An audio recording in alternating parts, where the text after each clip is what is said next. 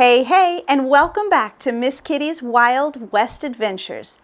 Today, I bring you my special Halloween episode. So if you like true crime and the Wild West, this is an episode you are not going to want to miss.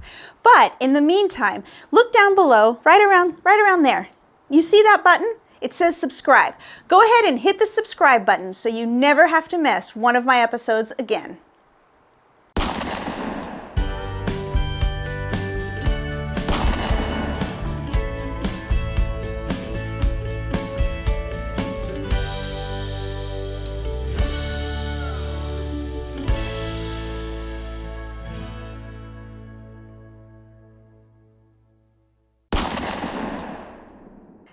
Now, welcome back and on with the show.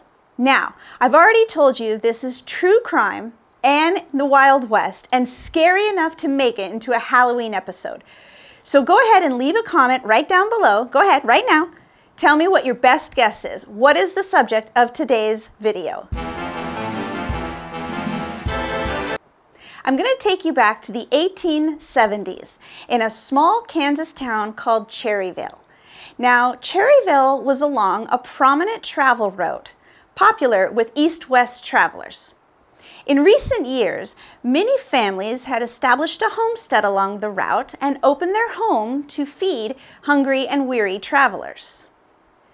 By 1873, however, Cherryvale had suddenly become the center of a missing persons case. Many visitors would come to town claiming that their loved ones had never returned from a trip to Cherryvale. In early March of 1873, a prominent physician by the name of William York came to Cherryvale looking for his missing neighbors, a man named Launcher and his young daughter. Dr. York stayed at one of these rest stations, an inn owned and operated by the Bender family, which consisted of Ma and Pa Bender and their adult children, John and Kate. While in town, Dr. York questioned as many people as he could, but nobody remembered the Launchers. A few weeks later, another visitor came to town looking for his lost loved one. This was Colonel A.M. York, and he was looking for his brother, Dr. York, who he said had never made it home from Cherryvale. And given the series of missing persons, Colonel York had become worried for his brother's safety. The townspeople were now forced to the brink of desperation. What was happening to all these people, and why was Cherryvale the center of all this suspicion? It was enough to cause town leaders to have a meeting at the Harmony Grove Schoolhouse in late March 1873. They even invited Colonel York to attend. While there, Colonel York spoke to the Benders, who remembered Dr. York fondly, but said that he had left their home on March 11th.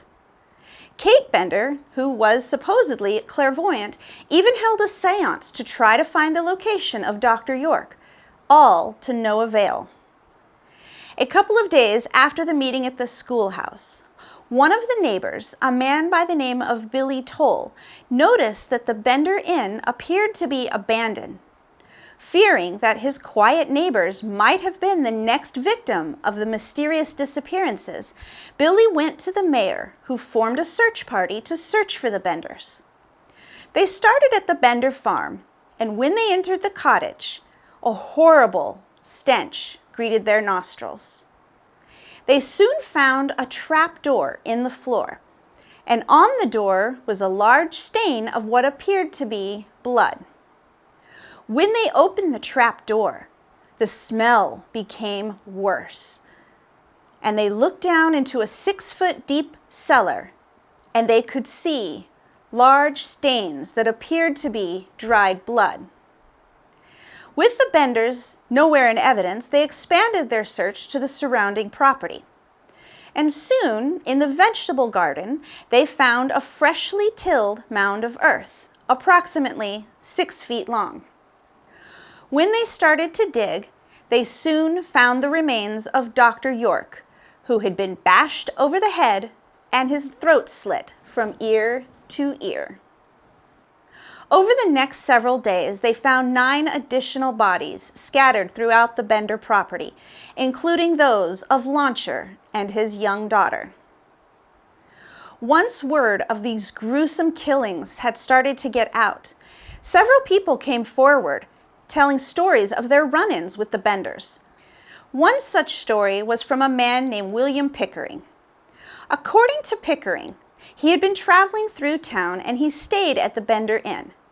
They had insisted that he sit at one particular chair at the dining table, a chair that backed up against a soiled canvas curtain. And when he refused to sit there, Kate Bender allegedly threatened him with a knife, at which time Pickering fled the home. "I said sit in that chair! And you, make sure to subscribe to Miss Kitty's Wild West Adventure." What officials began to surmise after talking to several witnesses was that the Benders favored more well-to-do clientele. They would sit the guest at the head of the table in front of this canvas curtain. When the guest had started to relax, one of the Bender men would come from behind the curtain and hit the guest over the head with a hammer.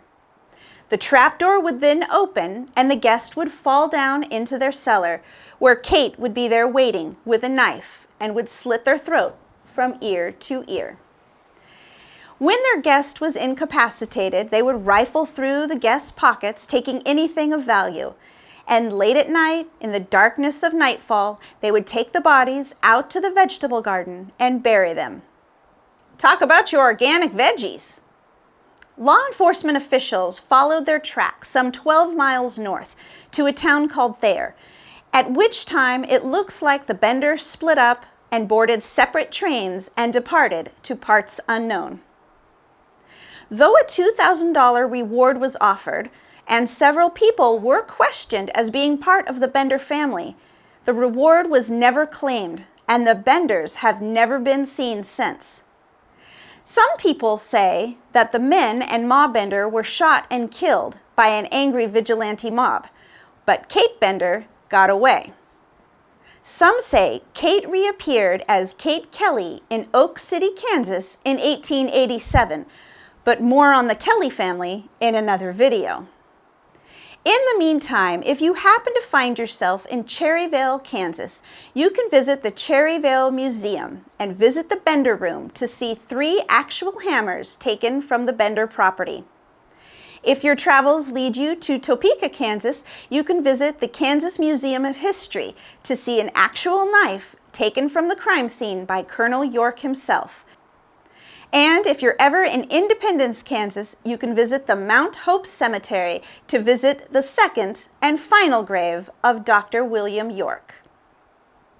I hope you enjoyed this Halloween special featuring true crime and the Wild West. If you did, please be sure to give it a thumbs up and don't forget to check that you're subscribed.